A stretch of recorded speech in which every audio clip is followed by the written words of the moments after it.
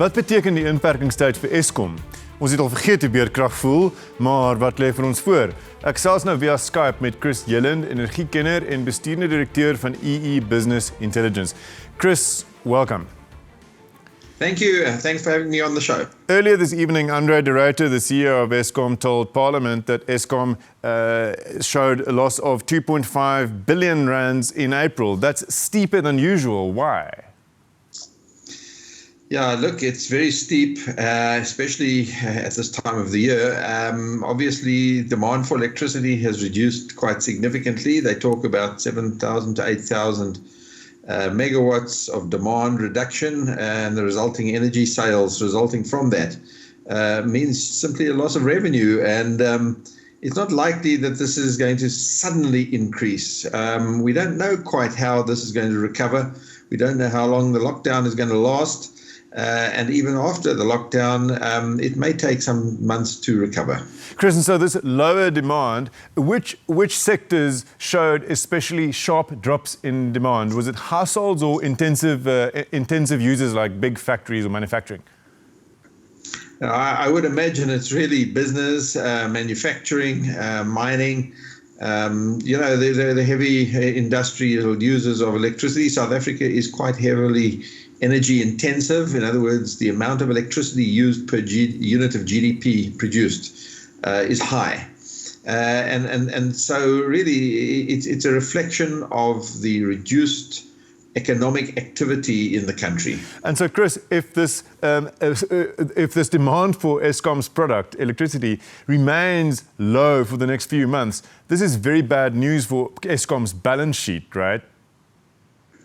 Yeah, it's absolutely. Well, for their income statement, essentially, if they've lost 2.5 billion, in a month, we've still got a lot of months coming till the end of the year. Now, demand for electricity has been declining slightly anyway, year on year, for the last several years.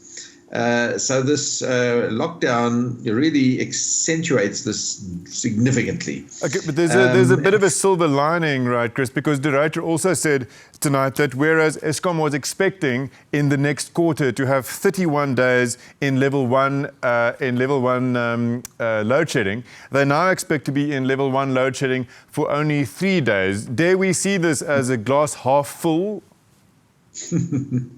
Well, it's somewhat cold comfort to know that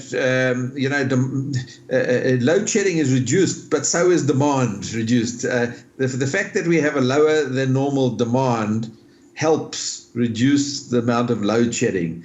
But it's cold comfort because it's an indication that the economy is weak and demand for electricity is significantly lower than normal.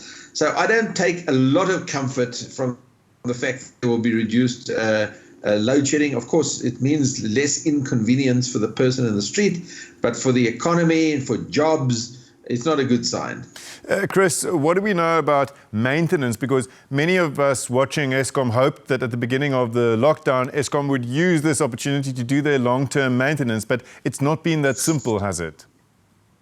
Well, I think they've been able to do what they call opportunistic maintenance because long-term maintenance, deep-level maintenance, the so-called philosophy maintenance that Eskom were planning really requires plans to be put in place significantly in advance. One has to order spares. These are the specialized spares that are not just available in the stores or at short notice. Some of them have to be procured from overseas. And not only that, for a deep level maintenance, you may need to contract with the original equipment manufacturers to have specialized staff from the OEMs come to South Africa to be present and to supervise some of the very specialized maintenance work. It's like having a sophisticated car. You can't simply, you have to call in, you have to take it into the original equipment manufacturer to be serviced if you want it done properly, especially if it is a deep level maintenance activity. In the case of a car, like changing the cam belt or something serious on the engine where you want to do an engine overhaul.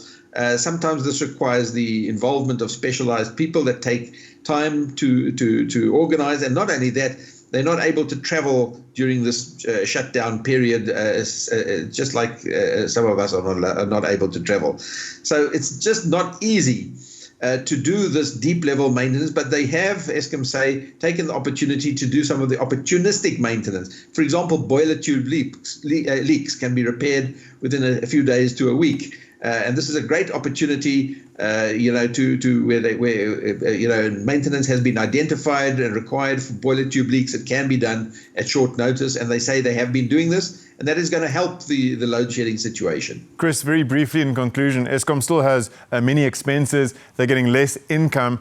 So can they recoup some of this lost revenue through higher tariff increases this year?